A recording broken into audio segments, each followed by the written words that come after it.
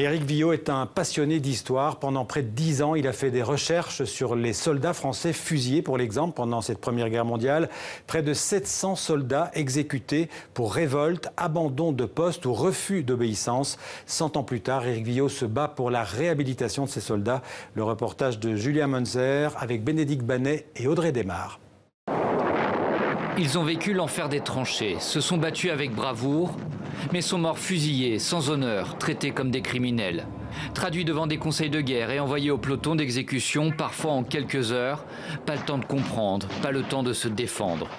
Alors depuis près de 20 ans, Éric Villot, un passionné d'histoire qui ne supporte pas l'injustice, se bat pour réhabiliter ces hommes.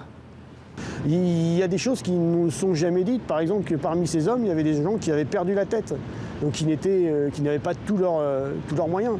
Et ces gens ont été exécutés. Parce qu'en 1914, on considère que la guerre n'est pas à l'origine de la folie, mais que la folie est héréditaire. Donc il y a des hommes qui ont perdu la tête. Moi, j'en ai un dans la Sarthe qui a perdu la tête lors des premiers combats à la baïonnette. Il a dit qu'il ne retournerait pas à la baïonnette, il n'y est pas retourné, et il a été exécuté quelque temps après. Il découvre 700 fusillés, la plupart dans les 2 premières années du conflit, bien avant les grandes mutineries de 1917.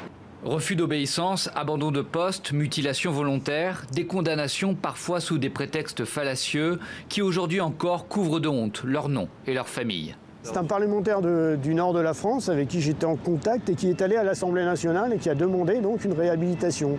Il a été reçu à l'époque par le secrétaire d'État aux anciens combattants qui lui a répondu « Ces hommes ne sont que des tueurs et des violeurs ». Ce qui est totalement faux. Et donc ce parlementaire est revenu vers moi, je suis allé dans le Nord, je lui ai présenté les résultats de mes travaux, il est retourné à l'Assemblée nationale pour reposer la question une deuxième fois en disant qu'on lui avait dit n'importe quoi.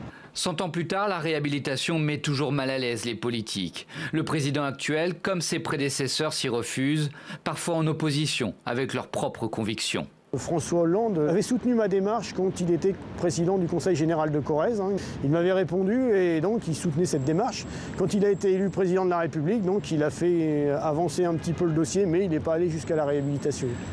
Avec la fin des commémorations du centenaire, la France a peut-être raté son rendez-vous avec l'histoire. Éric Villot, lui, va continuer de se battre pour que ces soldats retrouvent leur place aux côtés de leurs camarades morts pour la France.